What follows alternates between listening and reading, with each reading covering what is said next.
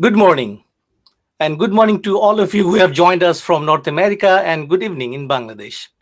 On behalf of Bangabandhu Center for Bangladesh Studies, I welcome all of you to our important webinar titled Advancing the Culture of Peace, the Way Forward. As a tradition, I shall do the treaty recognition now. The Bangabandhu Center for Bangladesh Studies is located on original lands of Anishinaabe, Cree, Oji-Cree, Dakota, and Dene peoples, and on the homeland of Methi Nation. We respect the treaties that were made on these territories, we acknowledge the harms and mistakes of the past, and we dedicate ourselves to move forward in partnership with indigenous communities in a spirit of reconciliation and collaboration. Dear audience, this webinar is a part of the series of activities that Bangabandhu Center is undertaking in collaboration with Bangladesh High Commission, Ottawa, to celebrate the birth centenary of the Bangabandhu, the father of the nation.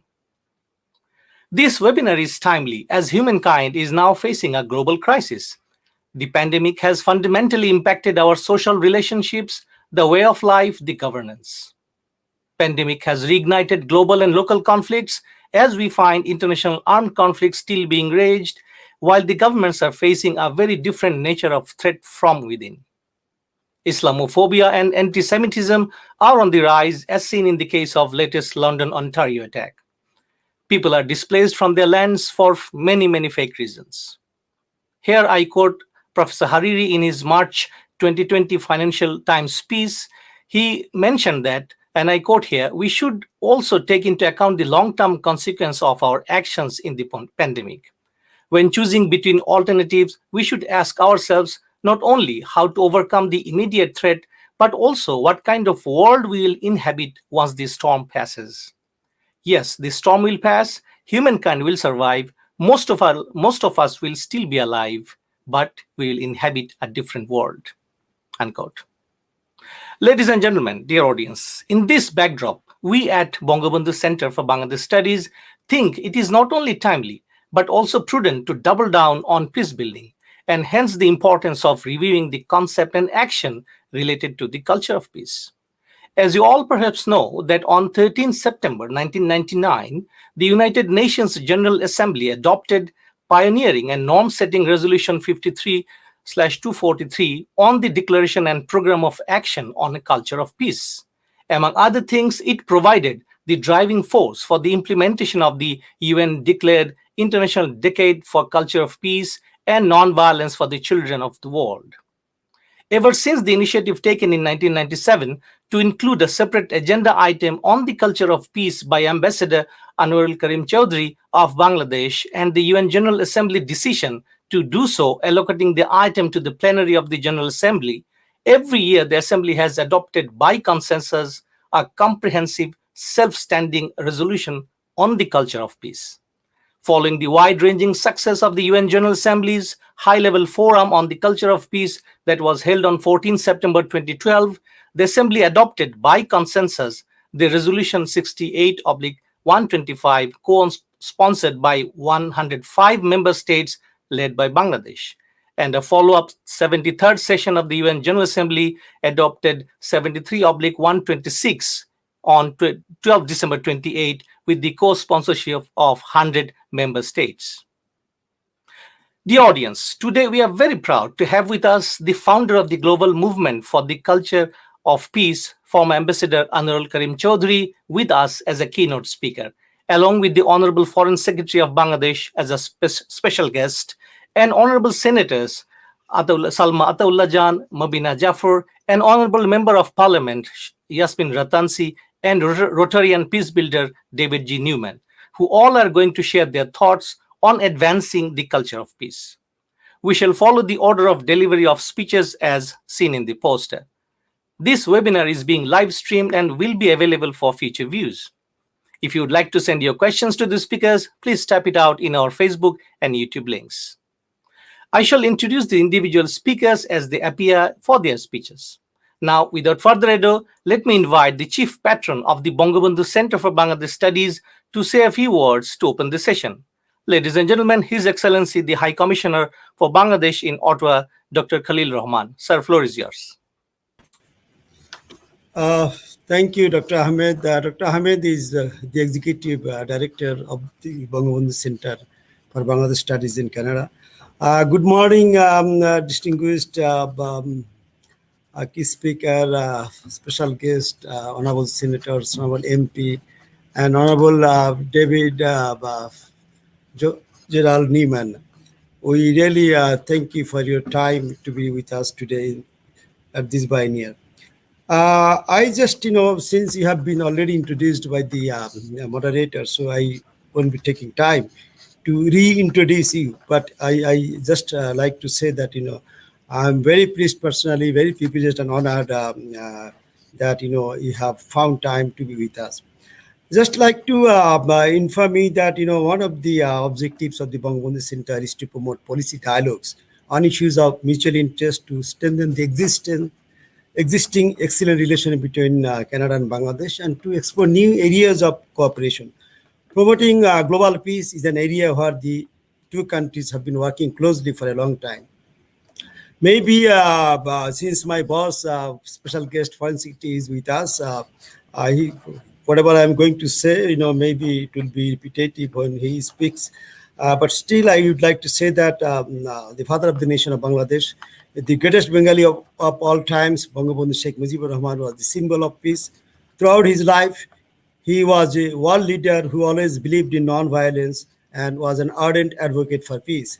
After the independence of Bangladesh, he ensured that friendship to all, malice to none became the cardinal principle of Bangladesh foreign policy. It was the culmination of his lifelong philosophy of promoting world peace. The Treaty of Peace, Friendship and Cooperation with neighboring India, leadership in the non-aligned movement, joining the Organization of Islamic Cooperation, were proofs of his turning from Bangabandhu to world friend. During the Cold War, when world was divided between the United States and the Soviet Union, he chose to follow the path of non-alliance and followed the policy of peace and justice and became one of the leader of the non-aligned movement. It was a great pride for Bangladesh and its people that only after 1 year, 4 months, 12 days of running the country, Bangabandhu was awarded the Julio, Kuri Medal for Peace by the World Peace Council on the 23rd of May 1973 for his contribution to democracy, freedom, and peace. Bangabandhu's legacy of promoting and spreading peace home and abroad continued under the leadership of his able daughter, the mother of humanity, the Honourable Prime Minister of Bangladesh, Sheikh Hasina. During her first tenure as the Prime Minister from 96 to 2001, she successfully concluded the Ganges Water Treaty with India that ensured equitable share of water between the two countries, ending 25 years of dispute on water sharing. She also successfully concluded the Chittagong Hill Tax Peace Accord on the 2nd of December 1997 that allowed the recognition of the rights of the people and the tribes of the Chittagong Hill Tax region and ended the decades-long insurgency in the area. It was around the same time that she also directed to spread the peace movement beyond national boundary through the United Nations. And I think the resolution we are talking about, the culture of peace, our great ambassador that time, the PR, permanent representative of Bangladesh to the UN, he was the architect of this resolution. I won't be talking much about it. Our Honourable Prime Minister Hasina proved time and again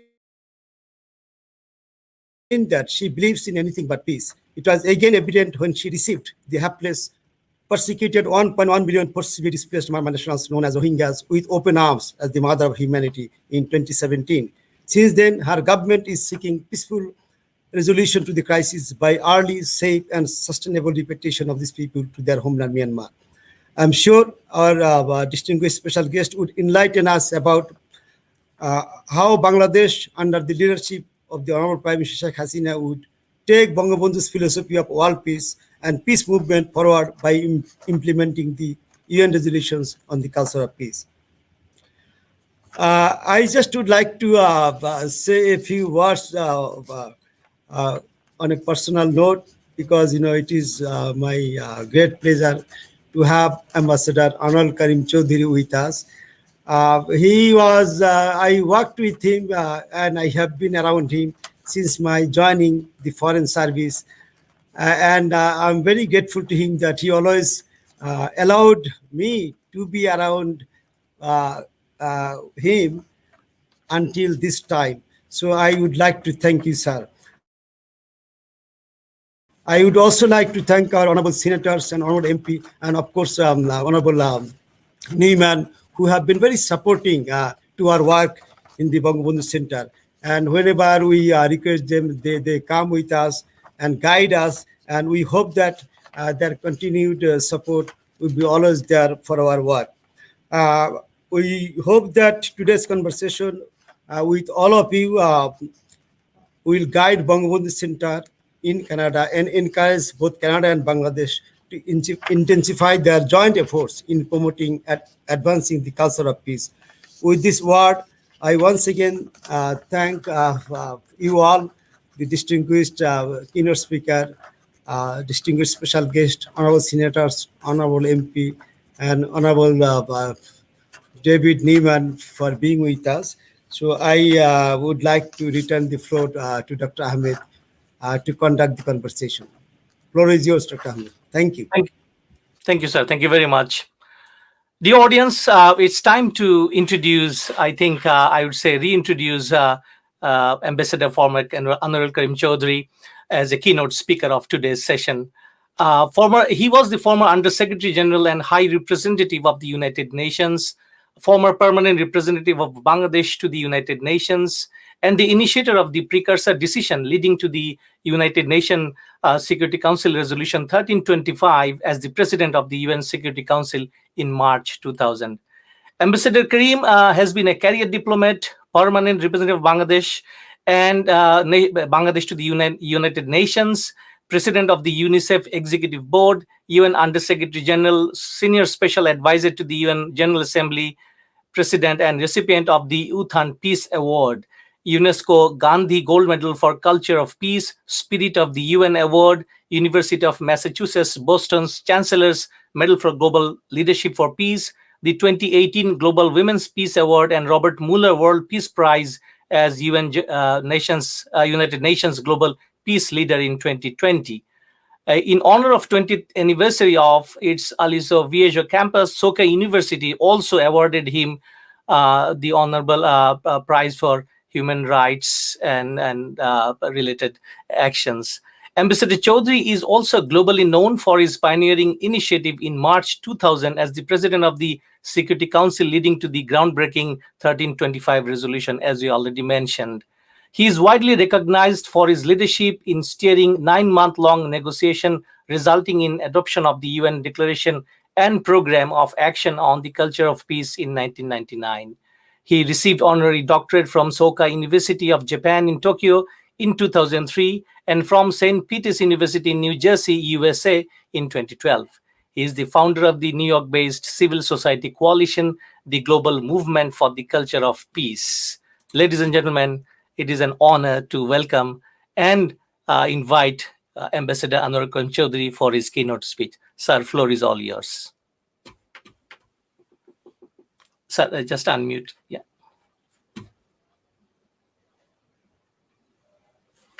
Thank you. Thank you, Dr. Ahmed, for your very generous introduction. And good morning to all of you from New York.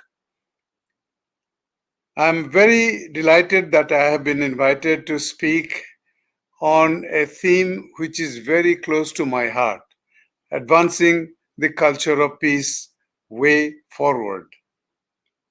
It has been a long, arduous journey, a journey ridden curiously with obstacles and indifferences, as well as painstaking efforts of well-meaning people. Since July 1997, when I took the initiative to write to our much-loved Secretary General of the United Nations, Kofi Annan, who create a separate item of agenda of the General Assembly. The path and progress of the culture of peace at the United Nations have been uneven, to say the least. For being a part of this journey, I pay tribute to Bangladeshi diplomat colleagues who have been true co-travelers in this journey. One such colleague, Foreign Secretary Ambassador Masud bin Momen, whom I hold in great affection, is the special guest at this webinar. Many thanks go to Bangabandhu Center for Bangladesh Studies in Canada and its Executive Director, Dr. Kausar Ahmed, for organizing this event in an efficient manner. My special appreciation goes to Bangladesh High Commissioner Dr. Khalilur Rahman for today's initiative as a part of the global commemoration of the birth centenary of the father of the nation of Bangladesh. My wholehearted thanks and appreciation go to the honorable senators and the member of parliament who are here to encourage us in this webinar. I would thank also Dr. David Newman, who have joined us because of my own association with Rotary Movement Worldwide. As the keynote speaker at the 5th Bangabandhu lecture last April at the Bangladesh Foreign Ministry, I was proud to say that we should get inspired by Bangabandhu's reaffirmation and elaboration of the basic principles in his first highest level policy statement on 25 September 1974 as the head of government soon after Bangladesh's assumption of its rightful and long awaited status at the United Nations as a full member. Addressing the ambassadors of the member states, speaking in his mother language, Bangla, in his resonant voice, the father of the nation declared at the packed General Assembly Hall that, and I quote his words here, for the Bengali nation, this is a historic moment, making the consummation of the struggle to vindicate its right of self-determination.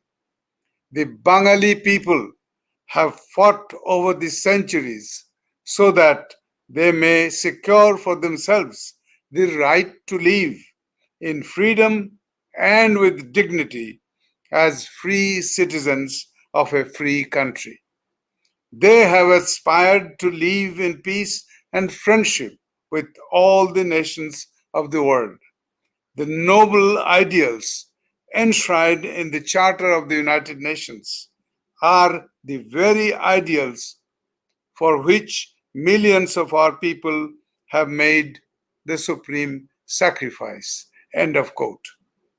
Bangabandhu went on to assert that, and I quote again, the very struggle of Bangladesh symbolized the universal struggle for peace and justice. It was therefore only natural that Bangladesh, from the very inception, should stand firmly by the side of the oppressed people of the world. End of quote. For more than 2 decades, my focus has been on advancing the culture of peace, which aims at making peace and nonviolence a part of our own self, our own persona, a part of our existence as a human being. And this will empower ourselves to contribute more effectively to bring inner as well as outer peace. This is the core of the self transformational dimension of my advocacy around the globe for all people of all ages, with special emphasis on women, youth, and children. This realization has now become more pertinent in the midst of the ever increasing militarism and militarization that is destroying both our planet and our people. As we were coming out of the long drawn Cold War, it dawned on us to see how best to take advantage of the end of that era of bitter rivalry and proxy wars and to make peace sustainable. The concept of the culture of peace started evolving in this spirit to promote a change of values and behavior. On 13th September 1999, as Dr. Ahmed said, 2 decades plus 2 years ago, the UN adopted the Declaration and Program of Action on the Culture of Peace. And this is the booklet that contains that document. This is a monumental document that transcends boundaries, cultures, societies, and nations. It was an honor for me to chair the 9-month-long negotiations that led to the adoption of this historic norm-setting document. That document asserts that inherent in the culture of peace is a set of values, modes of behavior, and ways of life.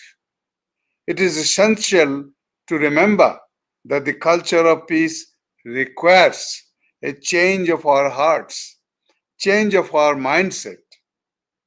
It can be internalized through simple ways of living, changing of our own behavior, changing how we relate to each other. The essence of the culture of peace is its message of self transformation and its message of inclusiveness, of global solidarity, and of the oneness of humanity. All of you would have heard it many times, but I would like to quote from the UNESCO Constitution one more time because of its relevance and value. And I quote, "Since wars begin in the minds of men, it is in the minds of men that the defenses of peace must be constructed." End of quote. As former Secretary General of the United Nations and Nobel Peace Laureate Kofi Annan has said, and I quote him, "Over the years, we have come to realize that it is not enough to send peacekeeping forces to separate warring parties. It is not enough to engage in peace building efforts after societies have been ravaged by conflict. It is not enough to conduct preventive diplomacy. All of those are essential work.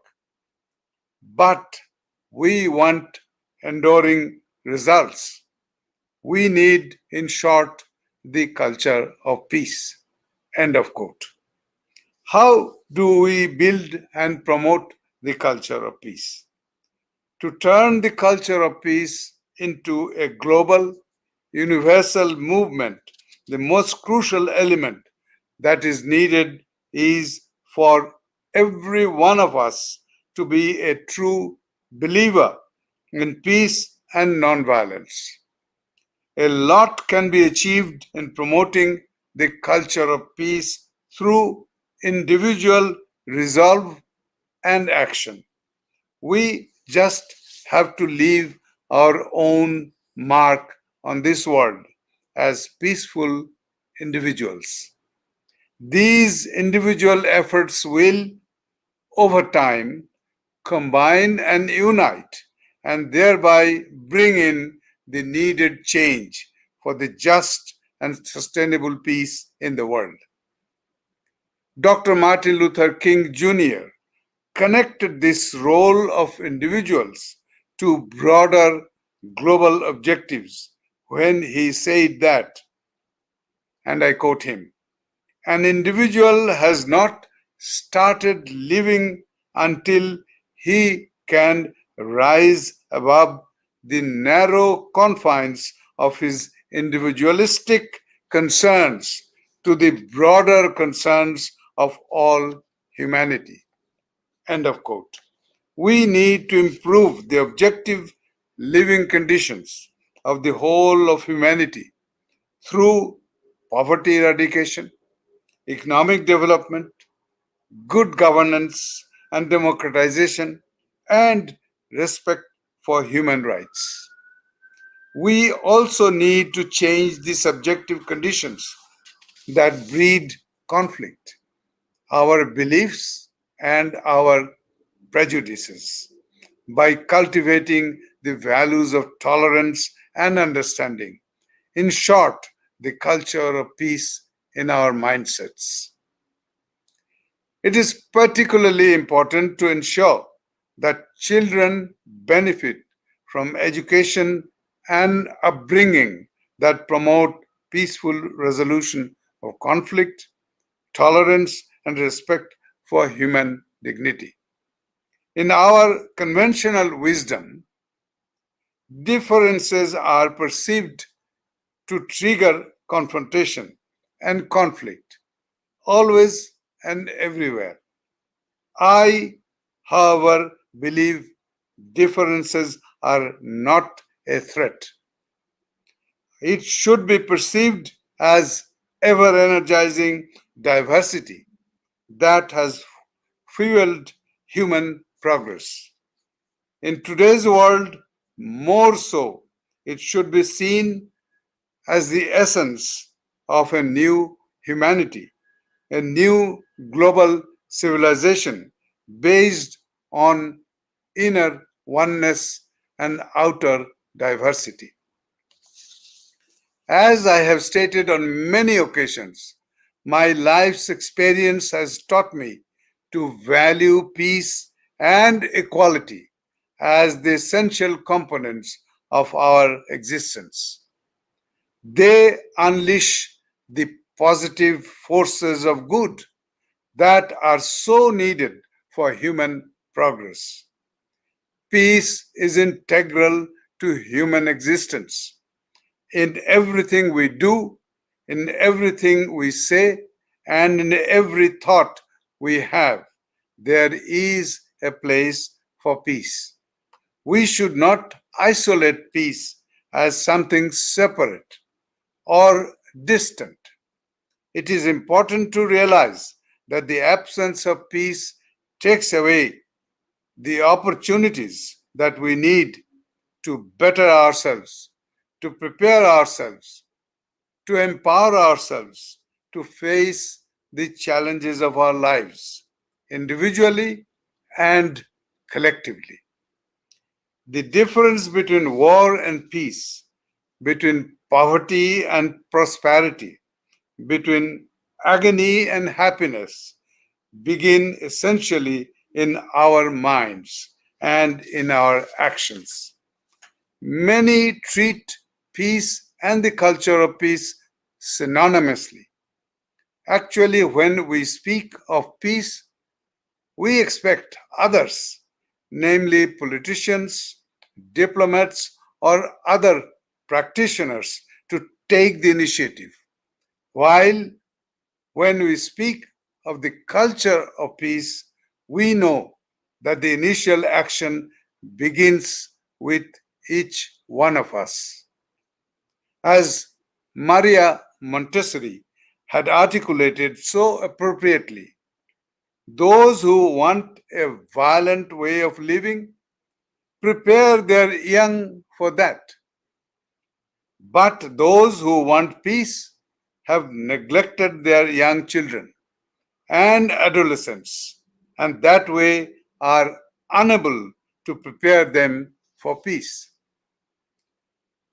However, in the last decades of violence and human insecurity should lead to a growing realization in the world of education today that children should be educated in the art of peaceful, non-violent, non-aggressive living.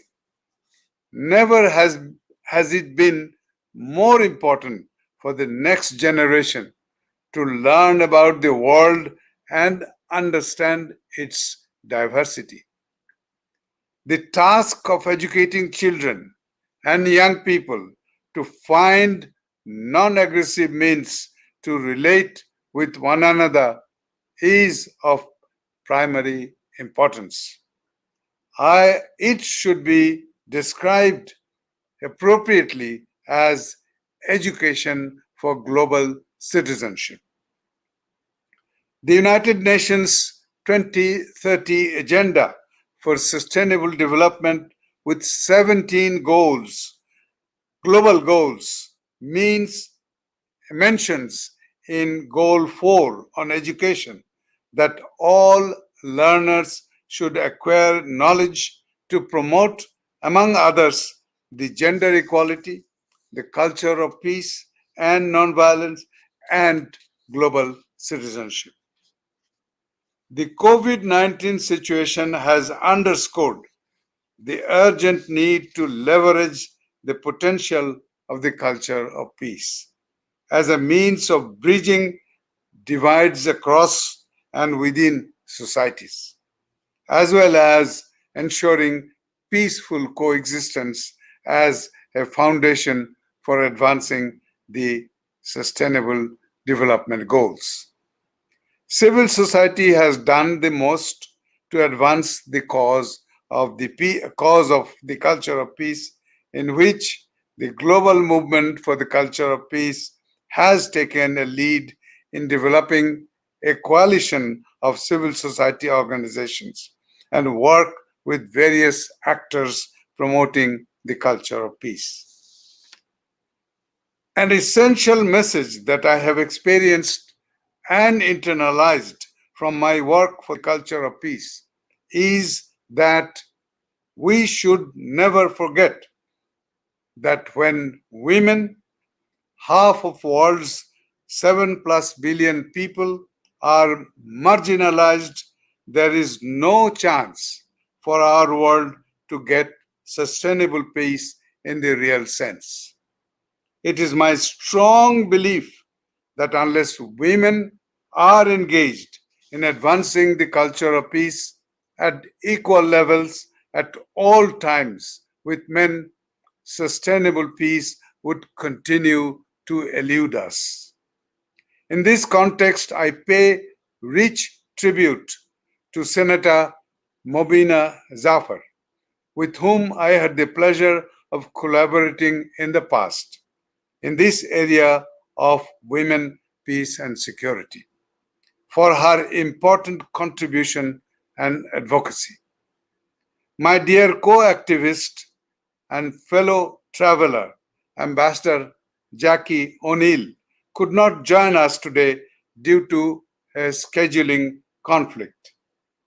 We are proud of her proactive and impactful role as the first Women, Peace and Security Ambassador in the world. We recall with admiration her substantive participation at the 20th anniversary observance on the culture of peace at the UN in September 1999. And I take this occasion to mention with pride that when Bangladesh initiated the Security Council Resolution 1325 in the United Nations in March 2000, Canada was a member of the Security Council. And Canada was very actively involved in this process. And this is the culture of peace emblem for the 20th anniversary. And I will show you also the 1325 pin that we used for its 20th anniversary last year. I reiterate time and again, women bring a new breadth quality, and balance of vision to a common effort of moving away from the cult of war towards the culture of peace. Women's equality makes our planet safe and secure. Sustainable peace is inseparable from gender equality. As my dear friend Kofi Annan has said, and as you can see, my friendship with him, I am quoting him for the third time now. For generations, women have served as peace educators, both in their families and in their societies. They have proved instrumental in building bridges rather than walls. End of quote. When women participate in peace negotiations and in crafting of a peace agreement, they keep the future of their societies, their communities in mind. They think of how their children and grandchildren will grow up and spend their life in their homeland, how they will benefit from the peace agreement in a sustainable way.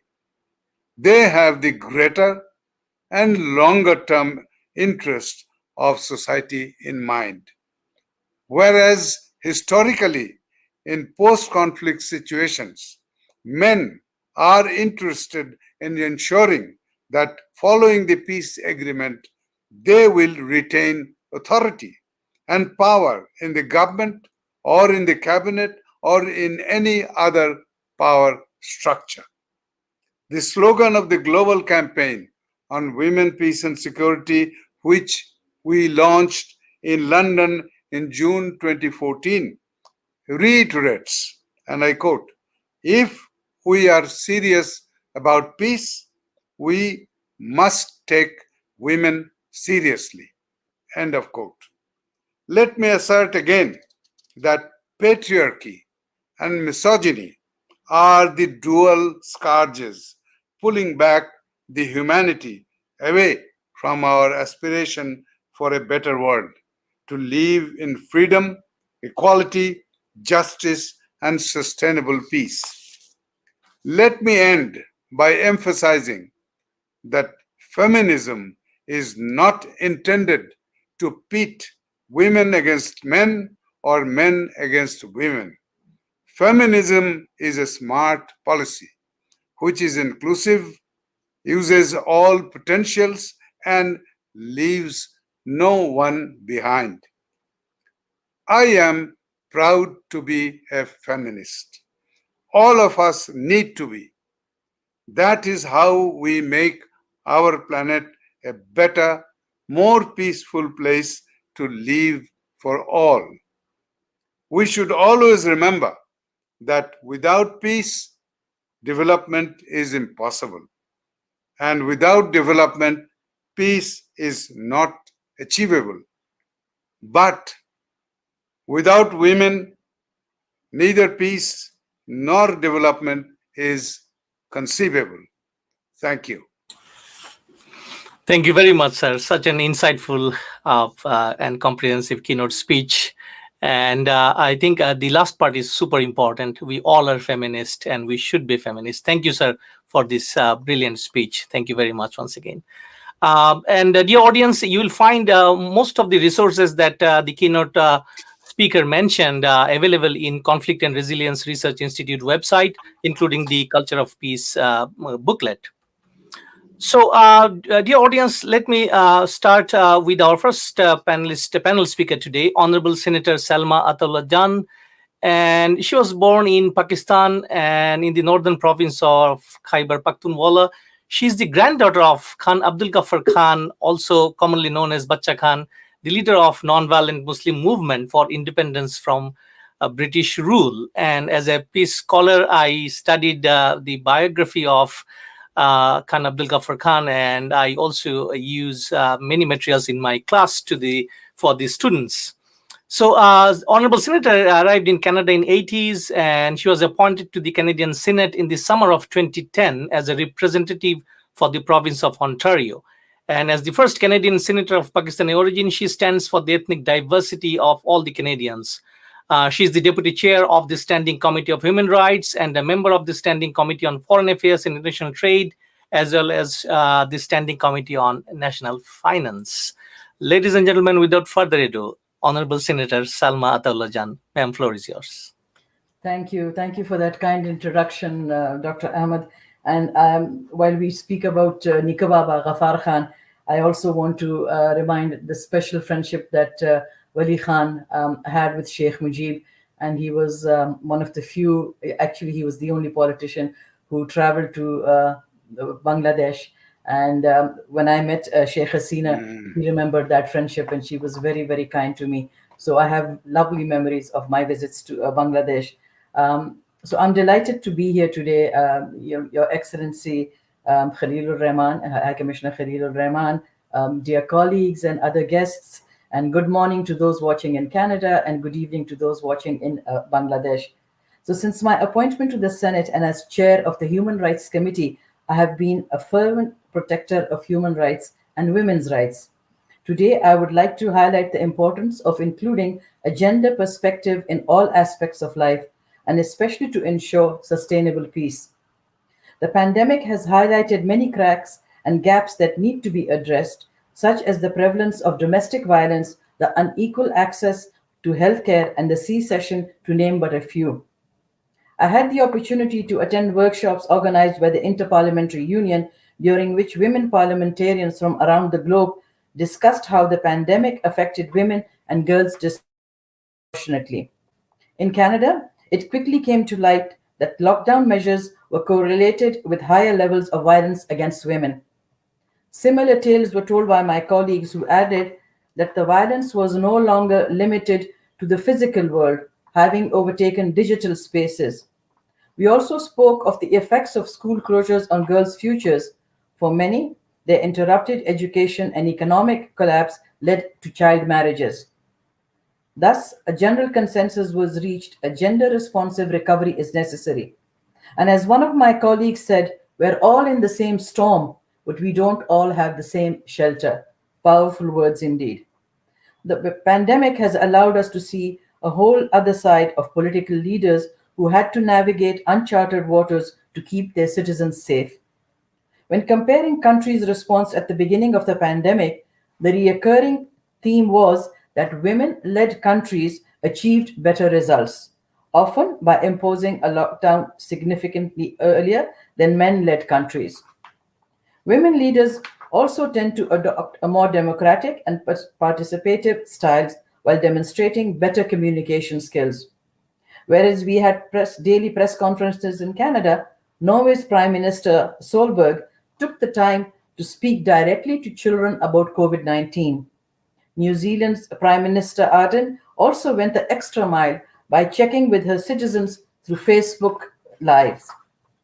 Many national leaders could learn from the drastically different approaches. The pandemic has also shown us that it is important to look at the bigger picture. It is estimated that 2 billion people live in countries affected by conflict. In these countries, women's representation in COVID task forces stands at 18%. With so few women involved, we are missing an important part of the picture. The same can be said for peace negotiations. Women, girls, and children are often the most affected by conflict, and yet they are the least involved in the peace process. In regions affected by conflict, there's much higher rate of sexual violence. Women are also particularly vulnerable to poverty, loss of jobs, and the destruction of assets. Research has shown that conflict reduces women's life expectancy disproportionately to men's. With health services crumbling, maternal mortality rates are 2.5 times higher on average. According to a former UN peacekeeping commander, it has probably become more dangerous to be a woman than a soldier in an armed conflict. Often the only recourse is to flee. This is also consistent with the traditional view of security, which involves protecting borders and the state of sovereignty. Conflict-affected nations that choose to adopt a modern concept of security focus on protecting individuals and communities by taking into account the differing needs of men, women, boys, and girls. A modern security approach also aims to ensure that the full and equal participation of women addresses the needs of all population and helps to establish a more peaceful and secure society. In 2000, the United Nations adopted Resolution 1325, emphasizing the importance of integrating a gender perspective in peacekeeping. This not only means recognizing and responding to the impacts of war and conflict on women and girls, but also encouraging local women involved in the conflicts to participate in the peace process. How can we achieve sustainable global peace without hearing from half the population? Research has shown that countries with relatively strong records on gender equality and women's representation in politics tends to be less conflict prone than those with poor records. In fact, there's a growing consensus that women's participation in peace negotiation contributes to the quality and durability of peace. Studies show that the inclusion of women in peace process not only highlights gender-related issues but broadens the scope of the discussion. This increases the chance of community buy-in and of addressing root causes. The participation of women is also beneficial in achieving consensus as it increases the probability that a peace agreement lasts at least 2 years. It has also been found that women tend to act as brokers between women from local communities and governments, thus contributing essential information and insights. The United Nations also recognize the advantages of including women in peacekeeping missions. Women peacekeepers have a better access to the population, reflect the communities they serve, and act as essential enablers to build trust and confidence with local communities. They also help prevent and reduce conflict and confrontation while acting as role models. Similarly, NATO believes in the necessity of including women in peacekeeping. It allows them to better understand the context in which they work and the impact that they have on the ground to achieve their mission's purpose. I was therefore very happy to learn of Bangladesh's National Action Plan on Women, Peace and Security in 2019, recognizing women's key role in the prevention of violent extremism and guaranteeing the participation of women at all levels of administration and public representation. Hence, it is of utmost importance to include those who have been silenced in the peace process in order to ensure a lasting peace for everyone. And Sheikh Hasina has been a strong advocate for peace and has placed women at the heart of Bangladesh's development agenda. I have personally seen the role women play in the development of Bangladesh. Their voices are heard and listened to. Sheikh Hasina has also been a very strong supporter of the Commonwealth's initiative of Peace at the Crease, in which uses the popular game of cricket as a way to promote peace and to bring people together. In the end, I would like to say thank you to Bangladesh. I know it hasn't been easy for you taking all these Rohingya refugees and looking after them as a country that continues to have its own issues. You have been very kind in looking after the Rohingya refugees, and it's much appreciated. And Sheikh Mujib's words resonate so well today that peace is imperative for the survival of mankind. So thank you for letting me be a part of this very important conversation today. Thank you very much, Honorable Senator, for these wonderful words and your insights. Thank you once again. Ladies and gentlemen, let me welcome our second panel speaker, and she is well-known Honorable Senator Mobina Jaffer from British Columbia. And she was appointed in Senate on June 13, 2001. And she's the first Muslim senator and first African-born senator and the first senator of South Asian descent. She has all the first things before her title. So, and after spending almost a decade with the Standing Senate Committee on Human Rights, Senator Jaffer had the opportunity to chair a number of studies, including one on the sexual exploitation of children in Canada and the need for national action. From 2002 to 2005, she chaired the Canadian Committee on Women, Peace and Security. And let's welcome our very known and familiar Honorable Senator Mobina Jaffer. Ma'am, floor is yours. Thank you. Bismillahirrahmanirrahim. Thank you, Mr. Ahmad, for having me all the time. Ambassador Khalilur, Ambassador Chowdhury, my colleagues Salma and Yasmin, and my Rotary colleague David, my panelist today, and all of those of you who are listening. I come from the unceded traditional lands of the Squamish, Musqueam, and Tsleil-Waututh, and I acknowledge the honor of being on their lands. Today, I want to talk about the culture of peace, both internally and externally. And by that, I mean that first we have to build internally within our own country before we can really build outside. And by that, I mean that the culture of peace, as my friend Mr. Chowdhury said, Ambassador Chowdhury said, we have to look at self-transformation. And when I talk about self-transformation, I think the first thing that we have to look at is education. And I know that I am who I am because His Highness the Aga Khan made the opportunity for me to go to school. My parents enforced it. And that's why I am where I am. And Bangladesh is very, very forward in education. And one of the things that we all have to work for, both here in Canada and in Bangladesh, is universal education. We have universal education in Canada, but we are lacking when it comes to Indigenous people. So we also have a lot of work to do, and it's not something we're proud of, and we've work to do. So it's not like pointing fingers, but we can join hands and learn from each other. So education is extremely important. And the second thing that Ambassador Chowdhury has said, my sister Salma has spoken about it, and is equality. Equality between men and women, equality between different groups. And Ambassador Chowdhury and I worked many years ago and continued to work for a long time on women, peace, and security agenda. And one of the things that people forget is that it was Bangladesh and Canada that brought women, peace, and security agenda, a lasting legacy of Bangladesh, because you were chairing and you led it, and Canada supported you on this. And what is women, peace, and security? For me, it is something that I've always held towards UN officials, with my government, as envoy to Sudan, and also as chair of Women, Peace, and Security, to say that it's really important that there be women participation. So when I was involved directly, I was always asked, where are the women?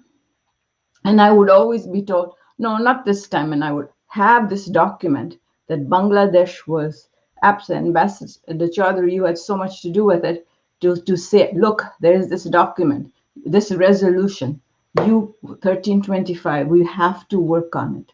And that is how we can get women's participation. That is how we can get women's participation internationally and nationally.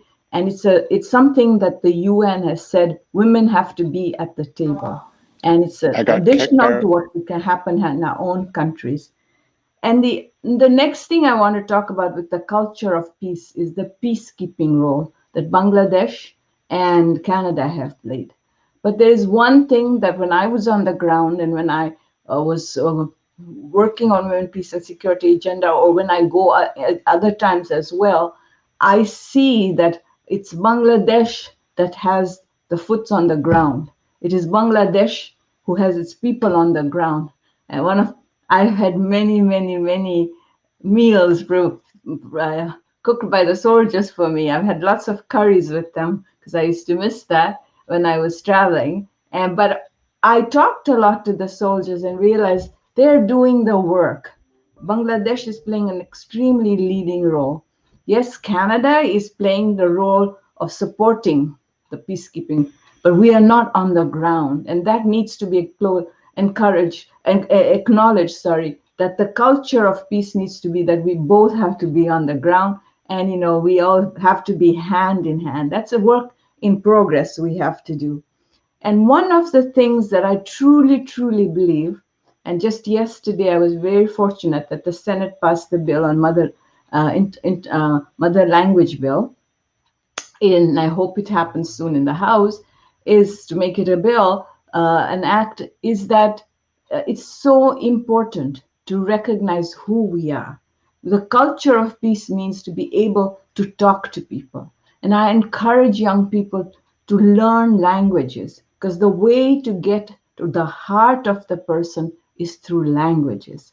And if we're going to talk about culture of peace, we have to talk about languages, even if it's a little bit. I know when I was traveling, or whenever I'm traveling, and even knowing a few words, or speaking in Gujarati, Hindi, Swahili, that opens doors. That's what culture of peace for me is to get to people's heart. Because if you speak a person's language, you speak to their heart. And to me, that is the culture of peace.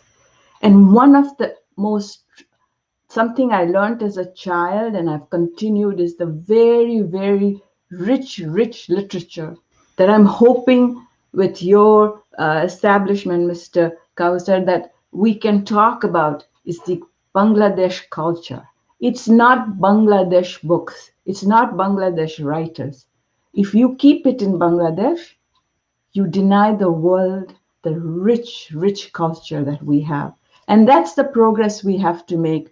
I genuinely mean it, is the tremendous writers, the tremendous poems, we all need to talk about it, because I believe that when we look at culture, when we look at literature, we are transforming the culture of peace. And if we can talk to each other, if we can understand each other's rich culture, it will become nonviolent. So I say to you all today is, there's so much more I can say, but I'm going to stop because I'm going to be respectful of my other panelists. I finish by saying is that there's a lot of work that has to be done between Canada and Bangladesh. And I don't want any Canadian to think it's one-sided. There is a lot we still have to learn from Bangladesh. And don't keep it at home. Come share it with us in Canada. Thank you very much. Thank you. Thank you, Honorable Senator, for, I would say, a very inspiring words. And we take your words very seriously, and we'll definitely work on that. Just to share with the audience, I'm one of the very fortunate United Nations peacekeepers who worked putting on Bangladesh uniform in Western Sahara in 2001 and 2. So, ladies and gentlemen, without further ado, let me also now welcome Honorable Member of Parliament, Ms. Yasmin Ratansi, and she's from Don Valley East. She has represented the riding from 2004 to 11 and 2015 to present.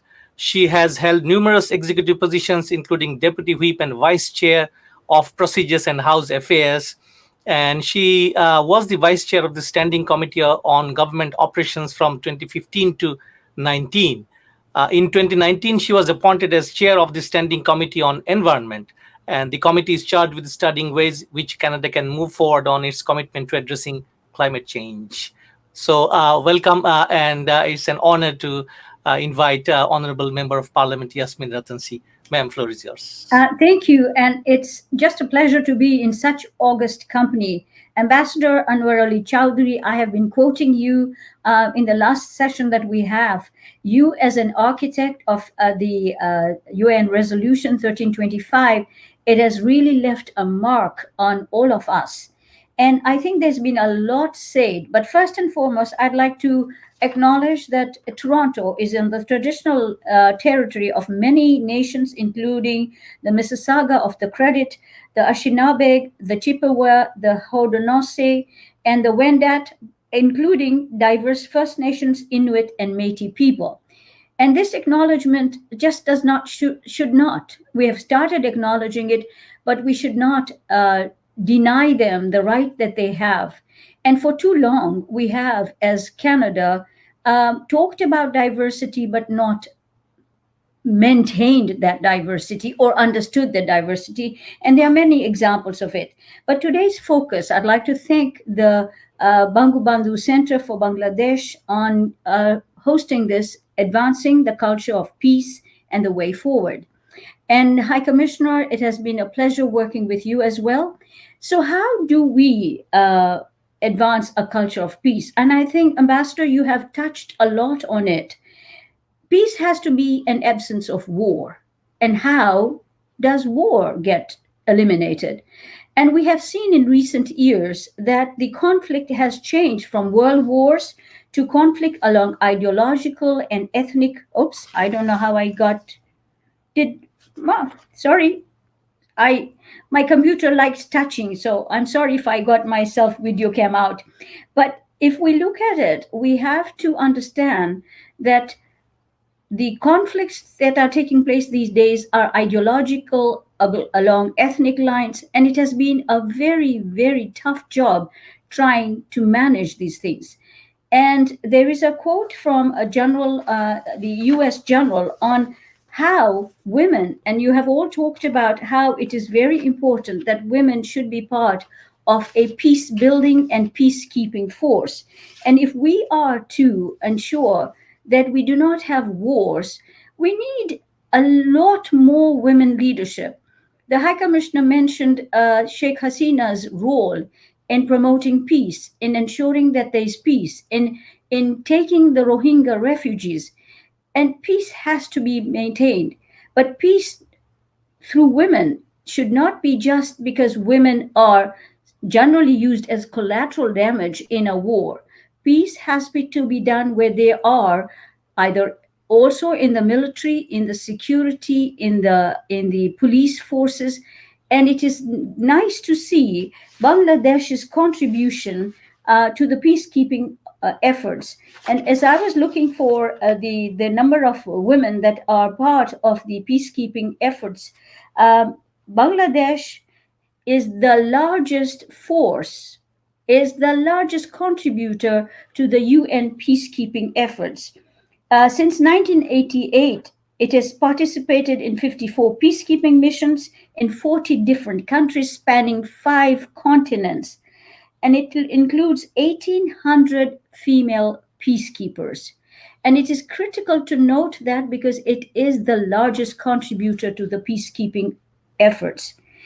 And so we all talked about gender-based violence and war. And so what is required? And I think to alleviate that, Senator Salma gave examples, Senator Jaffer gave examples of how critical women's role is, because they bring different perspectives to this position. The leadership that women have provided, like Sheikh Hasina, like the New Zealand Prime Minister, like the Norway Prime Minister, is during the COVID crisis has been totally different from what has been provided by the male leadership. So I think when we say what is the road forward, when we and the quote is, when we undercut the contributions of one gender, we do so at our own peril, because we are denying the talent of half the resources, 52% of the population's resources we are denying. So if we want to have sustainable peace and to promote the culture of peace, I think somebody had mentioned Kofi Annan. Now, Kofi Annan was one of the directors, or I think the head of the Global Center for Pluralism, which is established in Canada with a joint effort of the government of Canada and His Highness the Aga Khan. And it has played a huge role. I was talking to members as the chair of the Canada Commonwealth Parliamentary Association. I was talking to the Kenyan delegates and found out that Kenya used the Center for Pluralism to ensure the tribal wars between the Luo and the Kikuyu were resolved, and Uhuru Kenyatta got a very interesting transition to power. So when we talk about the road forward, I think we need to ensure that when diverse viewpoints are brought, that they are facilitated. And how do they get facilitated? And Ambassador, you made it very clear that Kofi Annan was one of those people who could facilitate the differences. So my submission is that for the road forward, we need to increase the number of women in parliament, in various civil society heads, in various positions of leadership. We have to incorporate gender perspective. We have to combat sexual and gender-based violence. and to ensure that peace and security is sustainable, that women are in the judiciary, they are training law enforcement, they are in the police force, and they are there to help displaced people because they come with a different perspective. We have seen men are from Mars and women from Venus. Both come with different perspectives, and I think as a collective, both men and women can work together for a better future. Women are important actors in reconciliation in a post conflict situation, and therefore have to be protected against violence, and they need to be there as well.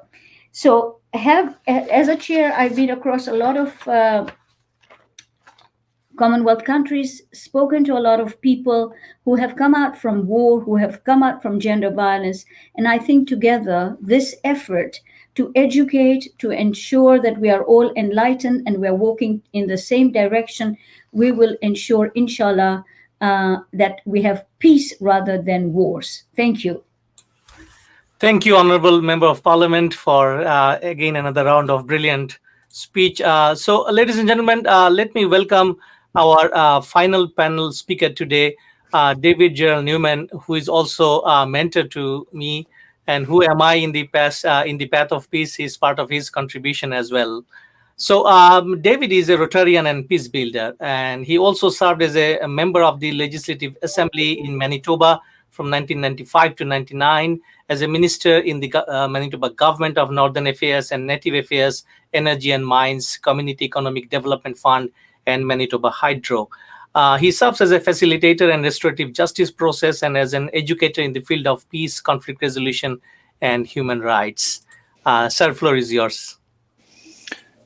I am absolutely thrilled and honored to be part of such a distinguished panel of people. And one of the great teachers in my journey in a book which I call A Journey from Peacekeeping to Peace Building.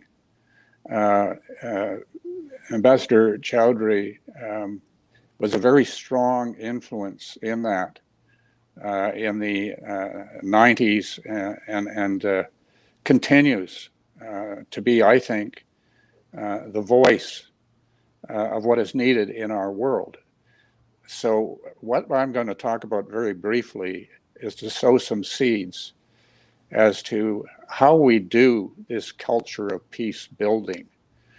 And Rotary is the vehicle that I have chosen because it's representative internationally and of the mainstream of the global human family. And the mainstream, I simply mean the privileged and prosperous enough and free enough kinds of people that have the time to devote to service above self, not to staying alive every day. So I speak from a position of great privilege and great freedom in a country of Canada, which has its own, as we have seen from our recognition of our own history, a lot to overcome and work towards to earn a restoration of trust from our Indigenous peoples who were arrogantly and ignorantly and greedily misunderstood by people that they thought knew better and had better kinds of beliefs. So let me just lay out a few bits of terminology. The concept of positive peace, and Johan Galtung, of course, was the creator of a definition of that, and there's many of them, but essentially it means how do you learn to get along in your own homes, neighborhoods, and communities? And the vision, for example, that we have in an initiative called Peace Days, Rotary Peace Days in Winnipeg, we have this vision of a community where everyone can experience peace within and beyond themselves. So you bring it down to community, And that includes everybody. I also wanted to offer some other terminology. We accept diversity as a fact and a celebrated fact. And then you take the term inclusion. Inclusion is a choice. Inclusion is a choice we make every day by who we have experienced a social event, who we have joined a Rotary Club, who we have in our, if we're a faith group, in our faith groups. And equity, we think of the never-ending hard work of building the understanding that we are all one global human family.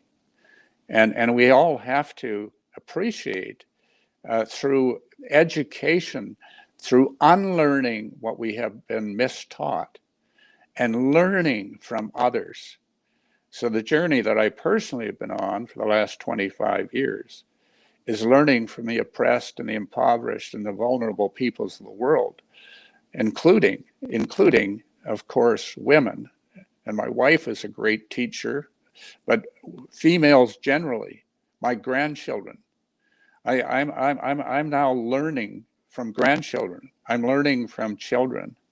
I'm learning from the oppressed, impoverished people who have come to our country to find safety and find opportunity and to have their potential nurtured. And that's what I believe we have an obligation to do as Rotarians. So I spoke of positive peace. So what is the means to advance positive peace? How do you get along and achieve infrastructures, pillars, which are going to be the foundation of the systems that we are really controlled by. So the Global Peace Index, the Institute for Economics and Peace, now a strategic ally partner with Rotary International, has a Positive Peace Academy. Visionofhumanity.org shows that a new peace index, Global Peace Index, has just been released. And it frankly shows Canada as number 6. It shows Bangladesh as number, I think, is number 91 out of 161. But Bangladesh had improved over 6 units.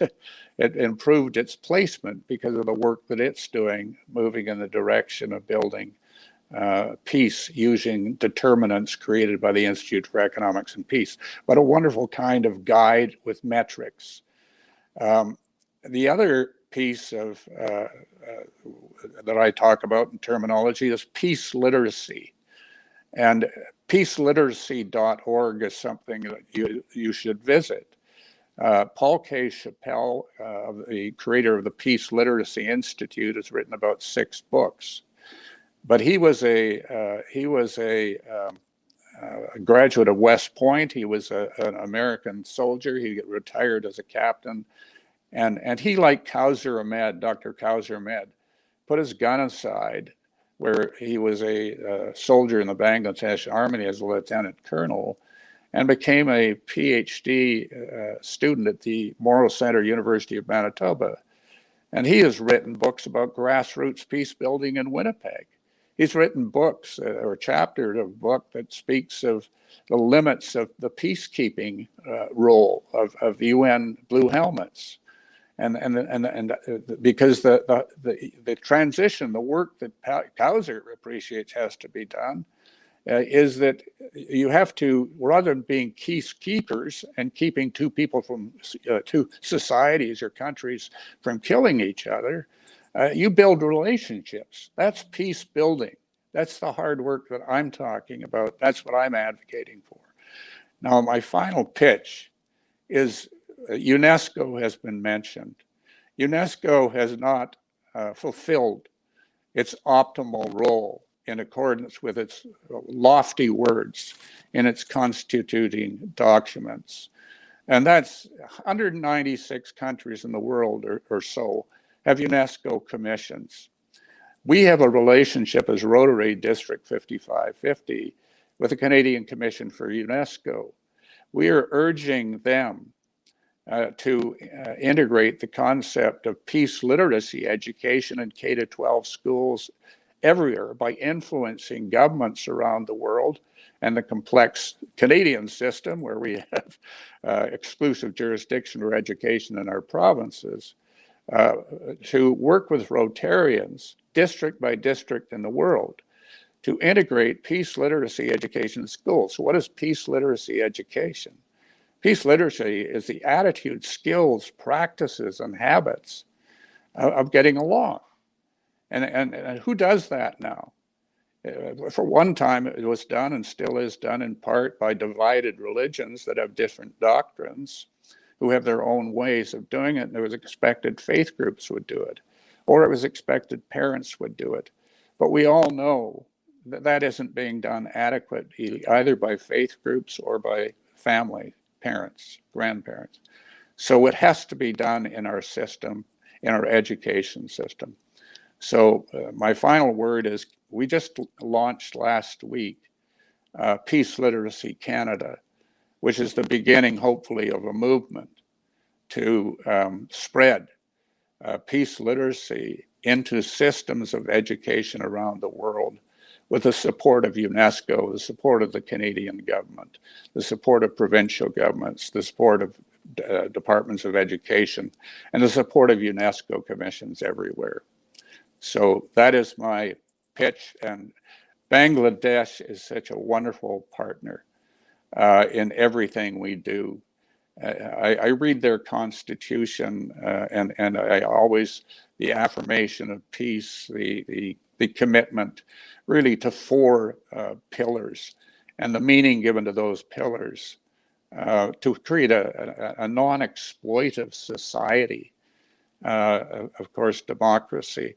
I am absolutely thrilled to have an association through Chowdhury and the CRIC with Bangladesh and the institute that has been created. And I look forward to so much more working together in partnership from our little city of Winnipeg in Canada. Thank you.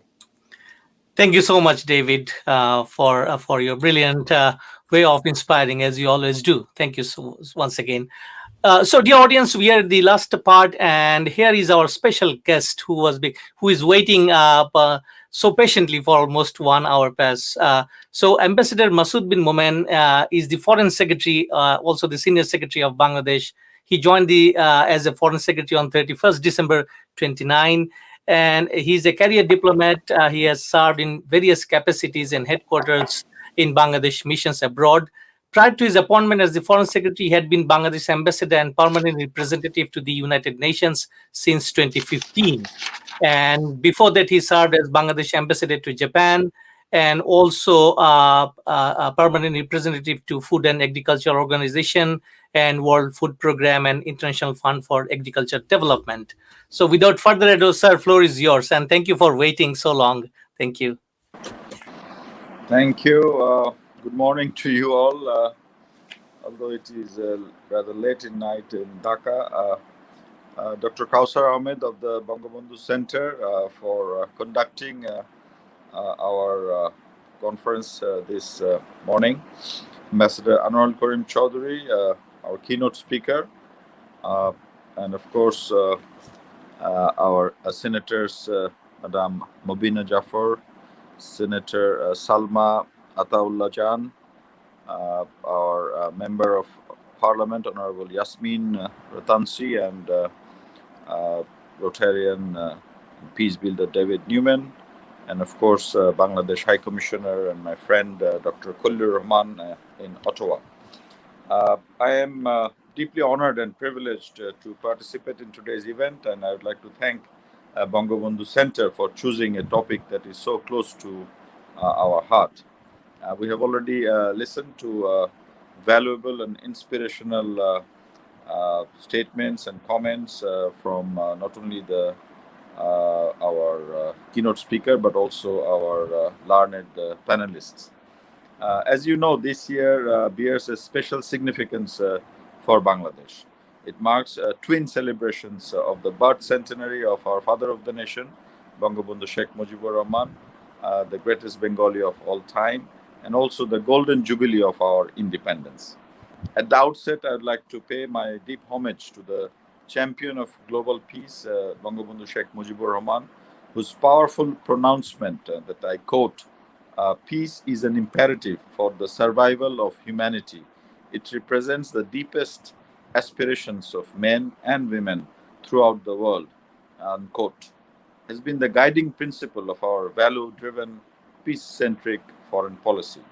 Bangabandhu's commitment to complete disarmament and clarion call to divert the resources to alleviate human suffering resonates his aspiration for global peace and so relevant even for today. The world acknowledged the lifelong strife of this great leader by conferring the Julio Kuri Award in 1973 and also the Gandhi Peace Award very recently in Dhaka.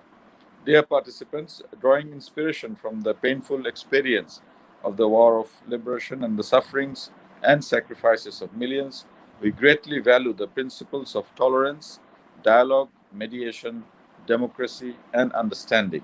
The components of peace, democracy, social and religious tolerance, ethnic diversity, communal harmony, inclusiveness, and justice for all are therefore held very high in our constitution.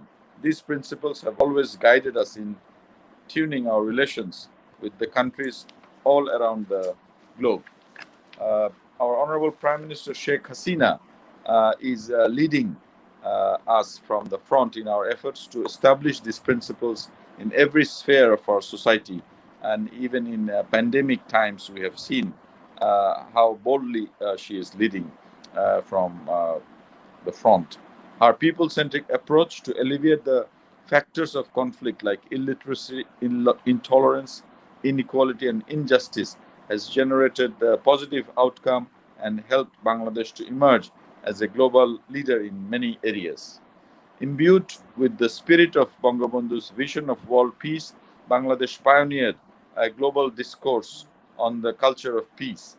Our long effort for peace and security was culminated in the eventual adoption of the annual resolution of the General Assembly on the culture of peace in 1999. Since then, we have been spreading the message of peace through our annual UNGA resolutions. As the largest troop contributing country to the UN peacekeeping missions, we are putting the idea into action in difficult conflict situations. Today, Bangladesh is a brand name in international peace discourse. The notion mooted by us has now matured into a dominant theme at the UN with widespread resonance. The spirit of culture of peace has well captured in the 2030 development agenda. The 17 goals with their specific action-oriented targets reflect many elements of the culture of peace. And here, I would like to acknowledge with gratitude the personal contributions of Ambassador Anwarul Chowdhury, one of our most accomplished diplomats. It is his relentless efforts that transformed the culture of peace from a mere concept to an actionable agenda for the UN. I am one of the luckiest diplomats of Bangladesh who could carry forward and support his valuable work during my 4-year stint at the UN as Bangladesh representative to the UN. Ambassador Chowdhury's contribution on women, peace and security, Resolution 1325 of the Security Council, has already been much talked about. And today, Bangladesh is implementing many of its provisions through the National Action Plan and by putting more women peacekeepers on the ground. Ladies and gentlemen, as we speak, we are witnessing an unprecedented crisis posed by the pandemic COVID-19. While we are grappling with the health and other socioeconomic fallouts, a pandemic of vaccine inequity is lurking large. Sadly, the health pandemic could not stop the unspeakable violence and atrocities perpetrated in many regions, bringing deaths and destructions and sufferings of the millions. The sad plights of the Rohingyas in Myanmar or the horrific episode of the Palestinian people are reminders that we have to urgently tackle intolerance and atrocities. The unilateral actions by a few are posing challenges to the principles of multilateralism. These recent challenges have made the culture of peace more relevant than ever before. In this regard, I would like to flag few pertinent points. Firstly, the notion of a culture of peace entails not only the mere absence of conflict of war that so many of my other colleagues have mentioned today. Rather, it embraces education, poverty alleviation, women's empowerment, tolerance, respect for diversity, and so on. It also means building global solidarity and cooperation that are much needed in these trying times. Secondly, we need to remember that all wars and violence start in human mind and are driven by a mindset that thrives on hatred and intolerance. A culture of peace aims at breaking those barriers in the mind and building alliances and dialogues among civilizations by connecting minds. Thirdly, fostering a culture of peace cannot be done alone by the governments. Rather, an effective promotion of culture of peace depends on a whole of society approach involving the youth, teachers, religious and community leaders, parents, grassroots groups, and civil society. Fourthly, and more importantly, our personal experience proves that women play a very important role in shaping the mindset of the future generation as mothers, as teachers, as sisters, so that each of our children can emerge as ambassadors of peace. In conclusion, let me reiterate that our commitment to ensure peace is absolute. I'm also happy to announce that on the auspicious occasions of the birth centenary of our father of the nation, and also the golden jubilee of our independence, Bangladesh will host a World Peace Conference in December this year. We hope that the conference would not only open avenues for continued nurture of a culture of peace, but also generate some action-oriented outcome to construct the defense of peace in every mind. And we hope you can all join us in Dhaka in December. Thank you all. Thank you, sir, very much for your very inspiring words, and we look forward to join the Peace Conference in December. Ladies and gentlemen, dear audience, we are at the last part of our session, and I don't want to bore you with by summarizing the points that our keynote speaker and other panel speakers spoke. But what I intend to do now is to go back to our keynote speaker and ask him actually on behalf of the audience that, sir, what do you think the future of this movement, and where do you see this movement in next 5 to 10 years? And with that note, I would like to end this session, and I would like to thank all of you for being with us. So, Ambassador Chowdhury, you are once again in the focus, sir. Unmute, sir, kindly, sir.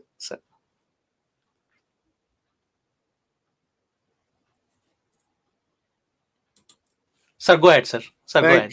Thank you very much, Dr. Ahmed.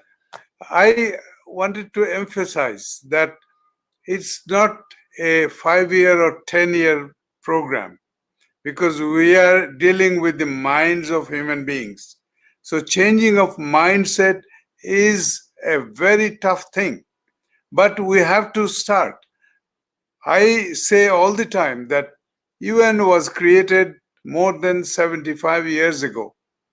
And if during this time we have tried our efforts to build culture of peace, we would have been a much better place today than we are now. We have done what I call like a fire brigade-like operations. That there is a fire, we send UN peacekeeping missions, they set apart the warring parties, and then after the peace agreement is signed, they come back home, without ensuring that that fire does not come back again. So that has happened time and again. This is the sort of logistically focused operations that we make.